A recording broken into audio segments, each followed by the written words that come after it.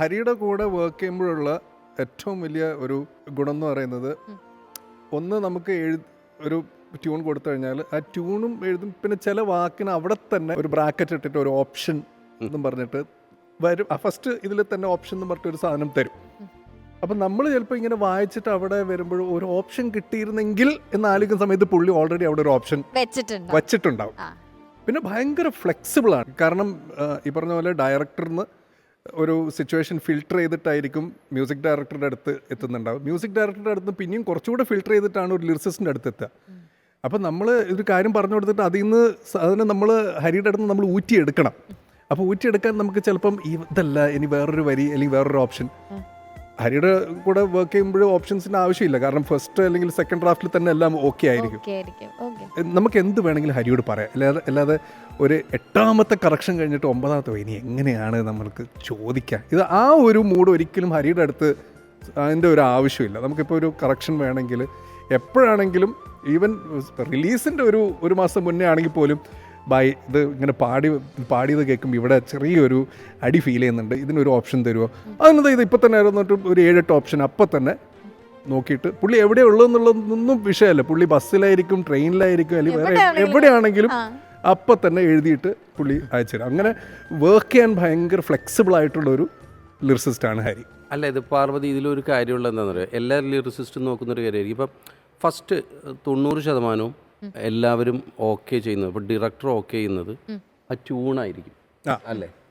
ആ ട്യൂണ് ഡയറക്ടർക്ക് സെറ്റായിരിക്കും. അപ്പം നമ്മളുടെ ഒരു ഡ്യൂട്ടി എന്ന് പറയുന്നത് നമ്മുടെ ഒരു വൈഭവം കാണിക്കുന്നതിനപ്പുറം ആ ട്യൂൺ ഇങ്ങനെ നിൽക്കുന്ന ട്യൂണിന് ഇങ്ങനെ കൊണ്ടുവരാതിരിക്കുക മിനിമം എന്നുള്ളതാണ്. ഇങ്ങനെ നമുക്ക് ചിലപ്പോൾ പൊന്തിക്കാൻ പറ്റിയെന്ന് വരില്ല, നമ്മുടെ അതിനുള്ള റിസോഴ്സസ് ഇല്ലാത്തതുകൊണ്ട്. പക്ഷേ അതിങ്ങനെ നിർത്തുക എന്നുള്ളതുണ്ടല്ലോ, അപ്പോൾ അതാണ് നമ്മുടെ ഡ്യൂട്ടി. അപ്പോൾ നമ്മൾ ഫ്ലെക്സിബിൾ ആയേ പറ്റൂ. പിന്നെ ഭയങ്കര സിമ്പിളാണ് ഹരിയുടെ കൂടെ വർക്ക് ചെയ്യാൻ. ഹരിയുടെ അടുത്ത് വരുന്ന വരികൾ എന്ന് പറയുന്നത് എല്ലാവർക്കും ഈസിലി പാടാൻ പറ്റും. ഇപ്പം തരിരാരിരാ തരര, ഇത് കാറ്റുമൂളിയോ പ്രണയം, അതങ്ങനെ പിന്നെ നിൽക്കും. അതിന് പിന്നെ വേറെ രണ്ടാമത് ചിന്തിക്കേണ്ട ആവശ്യമില്ല. അപ്പോൾ അതുകൊണ്ട് അങ്ങനെയുള്ള കുറേ അഡ്വാൻറ്റേജസ് ഉണ്ട് ഹരിയുടെ കൂടെ വർക്ക് ചെയ്യുമ്പോൾ. അതുപോലെ വർക്ക് ചെയ്തപ്പോൾ ഏറ്റവും ഇഷ്ടപ്പെട്ടത് ഏതായിരുന്നു? വർക്ക് ചെയ്തതിൽ ഏറ്റവും എനിക്ക് കുറേ ഷാൻബായുടെ മൺപാത തൊട്ട് അല്ലെങ്കിൽ കാറ്റുമൂളിയോ പ്രണയം തൊട്ട് എല്ലാ പാട്ടുകളും ഇപ്പം എനിക്ക് തോന്നുന്നു ഈ കണ്ണേ തായ്മലരെയൊക്കെ രാത്രിയാണ് ഇരുന്നത്. പക്ഷേ ഏറ്റവും രസമായിട്ട് ഞാൻ ലാസ്റ്റ് ഞെട്ടിപ്പോയത് പാട്ട് ഞാൻ പ്രകാശനിലായിരുന്നു. ട്യൂൺ തന്നു ഷാൻബായി. എനിക്ക് ഒരു ഡയറക്ടർക്ക് കൊടുക്കാനാണ്. ആരെ ഡയറക്ടർ ഒന്നുമില്ല, അപ്പം എന്താ പടമൊന്നുമില്ല, ഒരു ഡമ്മി പോലെ ഒരു ഇത് എഴുതി തരാമോ എന്ന് ചോദിച്ചു. ഡമ്മി അല്ല, എന്നാലും അതുപോലെ ഒന്ന് ബായി എഴുതാമോ എന്ന് ചോദിച്ചു. പല്ലവി മതി എന്ന് പല്ലു. അപ്പോൾ എന്നിട്ട് അതിൻ്റെ ഒരു ആശയവും പറഞ്ഞു തന്നു.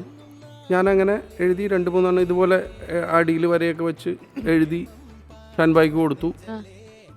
അപ്പോൾ പുള്ളി വീണ്ടും അത് ഓക്കെയാണെന്ന ഒരു ചരണമായിരുന്നുണ്ട്, ആ ചരണവും തന്നു. ചരണം ആശയം പറഞ്ഞു തന്നിട്ടുണ്ടല്ലോ, അതിനനുസരിച്ച് എഴുതി ഇതൊക്കെ കഴിഞ്ഞിട്ട് പുള്ളി എന്നോട് പറയാ, ഏതാ പടന്നൊന്നും ഞാൻ പറഞ്ഞിട്ടില്ല, ഒന്നും പറഞ്ഞിട്ടില്ല. ഭായി അപ്പം ഞാൻ ഡമ്മി എന്നല്ലേ വിചാരിക്കുന്നത്, ഒരു എഴുതി ആർക്കെങ്കിലും പ്രസന്റ് ചെയ്യാൻ വേണ്ടിയിട്ട് അങ്ങനെയും നമ്മൾ ചെയ്യുമല്ലോ. അപ്പോൾ ഭായി അതാ പാട്ട് ഓക്കെയാണ്, അത് സത്യൻ സാറിൻ്റെ പടത്തിലാണ്, ഞാൻ പ്രകാശനിലാണ് എന്ന് പറഞ്ഞു. അത് സത്യം പറഞ്ഞു കഴിഞ്ഞ് ഞെട്ടി. അത് കഴിഞ്ഞ് ഇതുപോലെ ബസ്സിലിരിക്കുമ്പോൾ സത്യൻ സാറിൻ്റെ കോൾ വന്നു. നേരെ ചാടി ഇറങ്ങി ഫോൺ എടുത്തപ്പോൾ എന്നോട് പറഞ്ഞു, ഹരി പാട്ടൊക്കെ കേട്ടു, ലിറിക്ക് എഴുതി ഷാൻ പറഞ്ഞു തന്നു എഴുതി, എനിക്കൊക്കെ ഓക്കെയാണ്, പക്ഷേ ചെറിയൊരു കാര്യം, ഹരി കഥ മുഴുവൻ കേട്ടിട്ടില്ലല്ലോ, ഒന്ന് കേൾക്കുന്നോ? എന്നിട്ട് ഞാൻ കഥ കേട്ടു. ഇനി എന്തെങ്കിലും കറക്റ്റ് ചെയ്യാൻ തോന്നുന്നുണ്ടെങ്കിൽ കറക്റ്റ് ചെയ്തോളൂ എന്ന് പറഞ്ഞു. കുറച്ച് കൂടുതൽ നന്നാക്കാനുള്ള വേണമെന്നുണ്ടെങ്കിൽ. അതെ. അപ്പോൾ എന്നിട്ട് ഞാൻ അതിൽ അനുപല്ലവിയിൽ എന്തോ ചെയ്ത് അങ്ങനെ അത് സർപ്രൈസിങ് ആയിരുന്നു. എനിക്ക് ഒരു പിടുത്തവും കിട്ടിയില്ല. വെറുതെ ഈ പിന്നെ സംവിധായകന്റെ പേര് പറഞ്ഞ് അല്ലെങ്കിൽ പടത്തിന്റെ ഹീറോയുടെ പേര് പറഞ്ഞ് പടത്തിന്റെ ആവശ്യമില്ലാത്ത ഭാരം പിന്നെ കാരണം എനിക്ക് ഓൾറെഡി ടെൻഷൻ ഉണ്ടായിരുന്നു. ഞാൻ ആദ്യമായിട്ടാണ് സത്യൻ സാറിന്റെ കൂടെ വർക്ക് ചെയ്യണത്. അപ്പോൾ ഞാൻ ഹരിയോട് ഇത് സത്യൻ സാറിൻ്റെ പടമാണ്, സത്യൻ സാറിൻ്റെ കൂടെ എൻ്റെ ഫസ്റ്റ് പടമാണ്, ഫഹദിൻ്റെ കൂടെയുള്ള എൻ്റെ ഫസ്റ്റ് പടമാണ്, ഹരി മിന്നിച്ചേക്കണേ എന്ന് ഞാൻ പറഞ്ഞു കഴിഞ്ഞാൽ പിന്നെ തീർന്ന്.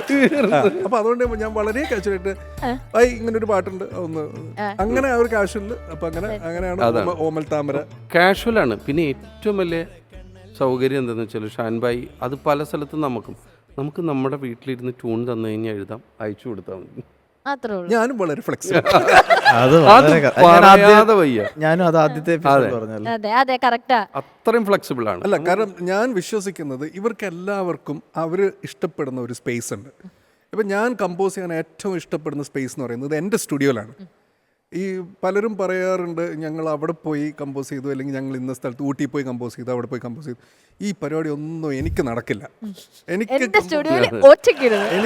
സ്റ്റുഡിയോയിൽ ഒറ്റയ്ക്കിരുന്ന് ആ ഒരു വൈബില് മാത്രമേ ഇത് നടക്കുള്ളൂ. അപ്പൊ അതുപോലെ തന്നെ ഇവർക്ക് ഇവരുടേതായിട്ടുള്ള സ്പേസ് ഉണ്ട്, അത് നമ്മൾ റെസ്പെക്ട് ചെയ്യാന്നുള്ളത് മാത്രം. അതാണ്, അത് വലിയൊരു അഡ്വാൻറ്റേജാണ്.